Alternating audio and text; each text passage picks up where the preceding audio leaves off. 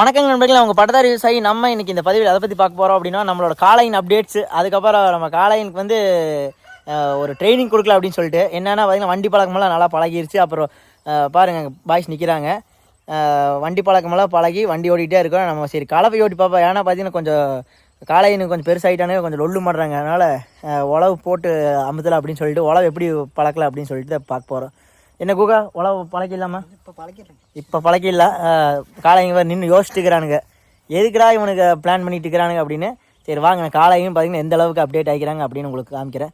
சரி வாங்க வீடியோக்குள்ளே போகிறோம். நம்ம குகானு பார்த்தீங்கன்னா நம்ம தோட்டத்துக்கு வந்திருந்தாங்க. வந்தவங்க ஆனால் நம்ம காலையில் வந்து நம்ம யூடியூப்பில் அப்டேட் கொடுக்கவே இல்லைனா ரொம்ப நாள் ஆச்சு. காலையில் கொஞ்சம் பெருசாகிருச்சு இல்லைங்க, ஏதோ அப்டேட் கொடுக்கலாமா? வண்டி ஓட்டி ஓட்டி நிறைய அப்டேட் கொடுத்தாச்சுங்க. இப்போது நம்ம புதுசாக ஒன்று அப்டேட் கொடுக்கலான்னு சொன்னால் அப்படி குகா. அப்போ நான் என்ன அப்டேட் கொடுக்கல குகா அப்படின்னு சொன்னப்போ உடனே சரி ஆனால் நம்ம சிவனேன்னு ஏர் பூட்டி ஓட்டி பார்க்கலாமா, நம்ம காலை எப்படி போகுதுன்னு தெரிஞ்சிடும். அதுவும் இல்லாமல் அதுக்கு வேலை கொடுக்கணுன்னா வேலை கொடுத்தா தான் வந்து அது நம்ம கண்ட்ரோலில் இருக்கும் அப்படின்னு சொன்ன. சரி ட்ரை பண்ணி பார்க்கலாம் அப்படின்னு சொல்லிட்டு நம்மக்கிட்ட கலப்பையும் 20 வருஷத்துக்கு முன்னாடி வந்து பழைய காளைகள்லாம் இருந்துச்சுங்க. அப்போ வந்து ஏர் பூட்டி உழ ஓட்டிகிட்டு இருப்போம். டிராக்டரியில் அப்போ ஏதுங்க எல்லாம் உழ ஓட்டுறதெல்லாம் கலப்பையில் தான் ஓட்டுவாங்க மாடு பூட்டி. அதே மாதிரி அந்த கலப்பை வந்து பத்திரமா வச்சுருந்தோம். அந்த கலப்பையை அப்புறம் நுகமும் பார்த்திங்கன்னா எடுத்து கயிறு கட்டி குகா ரெடி பண்ணிகிட்டு இருக்கிற. அப்படி கயிறு வந்து நுகத்தையும் அந்த ஏர் கலப்பை இருக்குது பார்த்திங்களா, அதையும் ஒட்டுக்காக கட்டி ஜாயின் பண்ணணுங்க. அப்போ தான் வந்து உங்களுக்கு காலை இழுக்கும்போது கலப்பையும் சேர்ந்து வந்து உழுதுட்டு போகு. அது வந்து நல்லா டைட்டாக கட்டிடணும். அந்த மாதிரி தான் கட்டிகிட்டு இருக்கிற. அப்படி இதெல்லாம் பார்த்திங்கன்னா பழைய காலத்து ஒரு பொக்கிஷங்கள் அப்படின்னு சொல்லாங்க. அப்போல்லாம் தோட்டங்கள் வந்து ஏர் பூட்டி உழவு ஓட்டுவாங்க, ஜம்முன்னு இருக்கும். அதே மாதிரி எல்லாமே பார்த்திங்கன்னா சூப்பராக வரும். நம்ம காலைக்கு வந்து ஃபஸ்ட் டைமு கலப்பை மாட்டி உழவு ஓட்ட போகிறோம். எப்படி இழுக்கு போகுதுன்னு தெரியல. வண்டியில் வந்து ஓரளவுக்கு பழகிருச்சுங்க.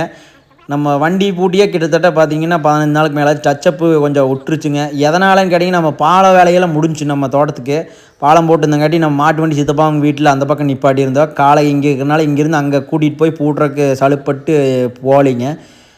இனி வந்து நம்ம பால வேலையாயிருச்சு. அப்படி இந்த பக்கம் நம்ம காலைக்கு பின்னாடி ஒரு ஷெட்டு இருந்துச்சு பார்த்திங்களா, அந்த ஷெட்டும் பார்த்திங்கன்னா மழையில் நல்ல மழை புயல் காற்றுல இடிஞ்சு கீழே வந்துச்சு. அதையெல்லாம் சுத்தம் பண்ணி வச்சுக்கிறேன். மறுபடியும் அதில் ஷெட்டு போட்டு அப்டேட் பண்ணணுங்க. இன்னும் நிறையா வந்து தோட்டத்தை அப்டேட் பண்ணணும். தோட்டமெல்லாம் அப்டேட் பண்ணாமல் கிடக்குது. எதனாலன்னு கேட்டிங்கன்னா டெய்லி யானை நம்ம தென்னம்பூல காடெல்லாம் சுத்தமாக முடிச்சு போடுச்சுங்க. வெள்ளாமையில் என்னன்னு கேட்டிங்கன்னா ஒன்றுமே இல்லை, காடே ஃபுல்லாக குறையாக தான் கிடக்குது. இனிமேல் தான் தோட்டத்தில் ஏதாவது பார்த்திங்கன்னா வெள்ளாமை குலாம் போட்டு எடுக்கணுங்க. என்ன பண்ணலான்னு ஒரே யோசனையில் இருக்குதுங்க. யானை அழிக்காத வெள்ளாமையாக தான் போடணுங்க போட்டால். சரி நம்ம காலையிலும் பார்த்திங்கன்னா ஏர் பூட்டி சரி பழக்கலான்னு சொல்லிட்டு 2 பேர் பூட்டி நிப்பாட்டிட்டாங்க. நம்ம அன்பு அறிவுமே நம்ம காரி காலைக்கு இது பார்த்திங்களா அறிவு எல்லாத்தையும் பார்த்திங்கன்னா கொஞ்சம் பாய்ச்சலுக்கு போகிற மாதிரி போகுது. நம்ம பசங்கள்லாம் வந்து ரெகுலராக வந்து பிடிச்சிட்டு இருக்கிறனால அவங்களே ஒன்றும் பண்ணுறதில்ல. அப்போ இன்னொருத்தர் இருக்கிறார், அவரையும் ஒன்றும் பண்ணாது. அப்புறம் என்னையும் ஒன்றும் பண்ணாதுங்க. மற்றபடி வேறு யாராவது போய் பிடிச்சாலும் கொஞ்சம் பாய்ச்சலுக்கெல்லாம் போகுது. பாருங்கள் அது கலப்பை எல்லாம் அப்படியே சல்லுன்னு இழுத்துட்டு போகுது. கொஞ்சம் கண்ட்ரோல் இல்லாமல் தான் போகுதுங்க. அதுக்கு இழுத்து வந்து பழக்கம் இல்லைங்க. மாட்டு வண்டி ஓட்டுறது வந்து வெயிட்லெஸ்ஸாக இருக்குது. இது வந்து மண்ணை வந்து பொழந்துட்டு போகணுங்கும் போது உங்களுக்கு லோடு ஜாஸ்தி. காலை வந்து கொஞ்சம் இழுக்கிறதுக்கெல்லாம் தடுமாறுது, அங்கே இங்கேயும் போகுது. அந்த நேராக போகிற பக்குவமெல்லாம் இன்னும் வரல. ஒரு 10 நாள் கலப்பையில் போட்டு நொங்கு எடுத்தால் தான் பார்த்திங்கன்னா காலை கண்ட்ரோலுக்கு வரும். அதே மாதிரி அந்த மாதிரி உங்களுக்கு உழவு பழகியாச்சுன்னா உங்களுக்கு நல்லா பக்குவம் வந்துடும். காலை வந்து பொறுமை பக்குவம் எல்லாம் வந்துடும். அதுக்கப்புறம் உங்களுக்கு வண்டி வந்து பூட்டும் போது குழந்தைங்க கூட பூட்டிகிட்டு போகலாம், அந்தளவுக்கு உங்களுக்கு பக்குவம் வந்துடும். சரி 2 பேர் பிடிச்சி ஓட்டுறது வந்து பார்த்திங்கன்னா கண்ட்ரோல் இருக்காது. சரி நான் ஓட்டி பார்க்குற கொண்டான்னு சொல்லிவிட்டு வாங்கினேங்க. கிட்டத்தட்ட கலப்பை வந்து கொஞ்சம் இழுக்கிறதுக்கெல்லாம் கொஞ்சம் சிரமப்பட்டுச்சு. எதனாலன்னு கேட்டிங்கன்னா இந்த காடெல்லாம் பார்த்திங்கன்னா ஓட்டி 1 வருஷம் 2 வருஷம் மேலே ஆச்சு. இது பில்லுக்காடாக இருந்தது, பில்லுக்காடோட ஓட்டி விட்டதோடு சரிங்க. அப்புறம் மாடு கன்று கட்டி மேய்ச்சிட்டு இருந்தது தான். மற்றபடி குறையாவே கிடந்தங்காட்டி கொஞ்சம் உங்களுக்கு மண்ணெல்லாம் ரொம்ப டைட்டாக இறுகியிருக்கு. அதனால் உங்களுக்கு இழுக்கிறதுக்கும் மாடு சிரமமாக இருந்துச்சு. நானும் பார்த்திங்கன்னா இந்த மயிலக்காலைக்கு இது பார்த்திங்களா, மயிலக்காலை அன்பை தான் வந்து கண்ட்ரோல் பண்ணவே முடியல. அங்கே இங்கேன்ட்டு எப்படா விட்ட எஸ்கேப்பாகி ஓடலாம் அந்த மாதிரி இருக்குது.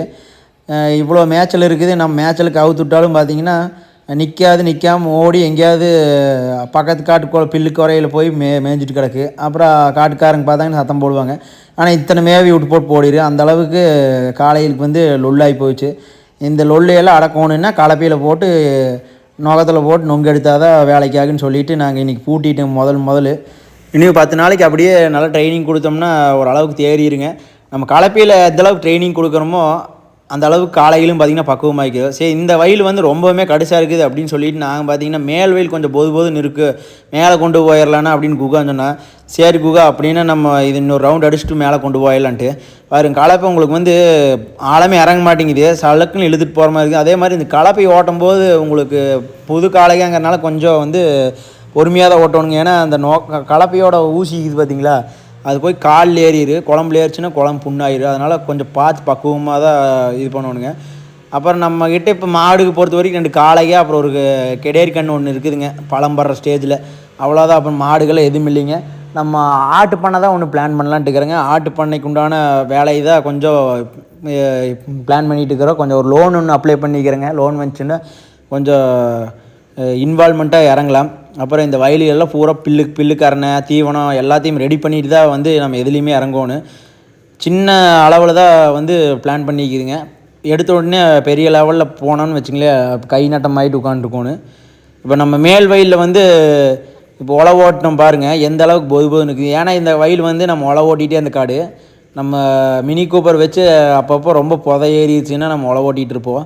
அதனால் உங்களுக்கு இந்த வயல் கொஞ்சம் நீட்டாக இருக்குது பாருங்கள். எந்த அளவுக்கு கலப்பு வந்து ஆழமாக இறங்குதுன்னு பாருங்கள். உங்களுக்கு இந்த அளவுக்கு வந்து இறங்கினாலே ஒரு அளவுக்கு பரவாயில்ல இந்த அர்த்தங்க.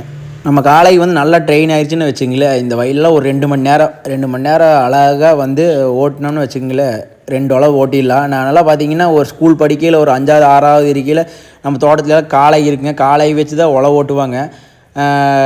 நான் அவங்க ஓட்டிகிட்டு இருந்தாங்கன்னா நானும் போய் காலையில் நானே பூட்டிக்குவேன். பூட்டி 2 மணி நேரம் பார்த்திங்கன்னா ஒரு வயலையே கம்ப்ளீட் பண்ணிடுவேங்க. அது 2 உழவு ஓட்டணுங்க. காளை மாட்டில் வந்து உழவு ஓட்டும் போது பார்த்திங்கன்னா அந்த வயலுக்கு வந்து அவ்வளோ சூப்பராக இருக்கும்.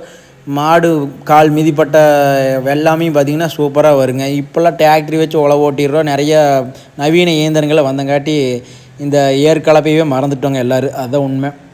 ஆனால் இந்த ஏற்கலப்பையால் ஒரு பொக்கிஷம்னு சொல்லாங்க பாருங்க. நம்ம காளை வந்து இழுக்க முடியாமல் திணறிட்டு இழுத்துட்டு கிடக்குது. ஒரு 10 நாள் ட்ரைனிங் கொடுக்கணுங்க.